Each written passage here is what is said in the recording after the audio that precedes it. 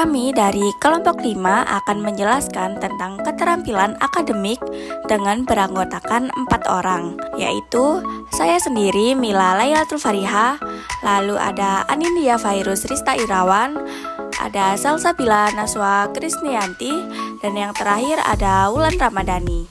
Yang pertama ada pendahuluan. Keterampilan akademik merupakan kemampuan penting yang harus dikuasai mahasiswa dalam proses pembelajaran. Keterampilan ini meliputi kemampuan mencatat, memarafrase, meringkas, dan menyintesis informasi secara efektif. Dalam pembelajaran bahasa Indonesia, keterampilan tersebut sangat diperlukan untuk mendukung kemampuan berpikir kritis, mengembangkan ide-ide baru, serta menjaga integritas akademik yang melandasi kejujuran dan orisinalitas karya ilmiah. Penguasaan keterampilan akademik ini sangat berperan dalam membantu mahasiswa dalam menyerap informasi secara optimal dan memprosesnya menjadi pengetahuan yang dapat diaplikasikan dalam berbagai konteks akademik maupun praktis. Selanjutnya, hakikat dan fungsi pencatatan. Pada hakikat, pencatatan merupakan proses aktif yang melibatkan pemahaman, pengorganisasian, dan penyusunan informasi dari berbagai sumber, baik lisan seperti kuliah, dan diskusi maupun tertulis seperti buku dan artikel. Proses ini tidak sekedar menyalin, tetapi merupakan bagian penting dari aktivitas kognitif yang mendukung kemampuan berpikir kritis dan reflektif. Selanjutnya, fungsi. Pencatatan berfungsi membantu menyimpan informasi secara sistematis agar mudah diakses dan dimanfaatkan untuk belajar, riset, atau penulisan ilmiah. Dengan pencatatan yang efektif, siswa dapat memperkuat pemahaman materi, memantau perkembangan studi, dan menjaga integritas akademik melalui dokumentasi informasi yang akurat dan dapat dipertanggungjawabkan. Oke, selanjutnya ada teknik pencatatan. Di teknik pencatatan dibagi menjadi 6 teknik, yaitu yang pertama teknik linear. Di teknik linear mencatat informasi secara utuh dan sistematis, cocok untuk materi yang bersifat kronologis dan logis. Yang kedua ada mind mapping. Mind mapping menggunakan pola bercabang yang membantu visualisasi dan mengelola relasi antar ide. Ketiga ada teknik Cornell Note. Di Cornell Note membagi halaman menjadi 3 bagian sehingga memudahkan proses revisi dan pengingat materi. Keempat, ada teknik charting. Charting memperlihatkan informasi dalam bentuk tabel yang sangat berguna untuk menyajikan data perbandingan atau kronologis. Yang kelima ada bullet point. Bullet point memanfaatkan poin-poin singkat untuk mencatat poin penting secara cepat dan mudah dipahami. Yang keenam ada outlining. Outlining membantu menyusun kerangka tulisan secara hierarkis. Selanjutnya penerapan teknik pencatatan. Teknik linear sangat cocok untuk materi yang disajikan secara berurutan dan sistematis. Mind mapping membantu memvisualisasikan hubungan antar ide sehingga lebih mudah memahami konteks yang kompleks. Cornell Note mendorong proses belajar aktif dengan memecah catatan menjadi bagian utama, kata kunci, dan ringkasan, sehingga memudahkan review dan pengingat. Charting efektif digunakan untuk menyajikan data perbandingan secara jelas. Bullet point lebih praktis untuk mencatat poin-poin secara cepat ketika waktu terbatas. Outlining membantu membuat struktur tulisan yang teratur dan hierarkis, sangat berguna dalam persiapan penulisan karya ilmiah. Setelah itu ada pencatatan dan etika akademik. Pencatatan dalam konteks akademik harus dilakukan dengan penuh kesadaran akan keakuratan dan integritas informasi. Catatan berasal dari berbagai sumber seperti kuliah, seminar, buku, jurnal, dan artikel yang harus dikelola secara sistematis agar dapat dipertanggungjawabkan.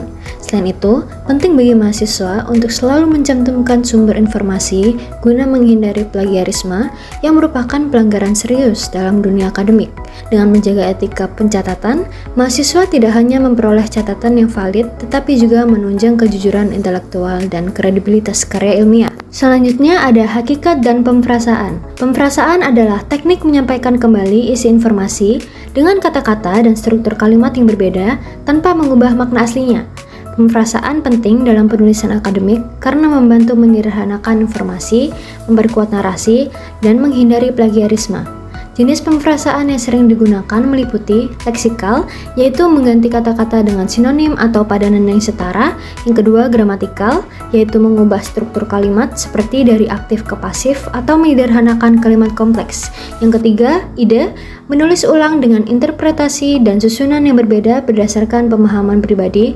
Yang terakhir, total, kombinasi penggantian kata dan perubahan struktur kalimat secara bersamaan. Peringkasan dan metode target.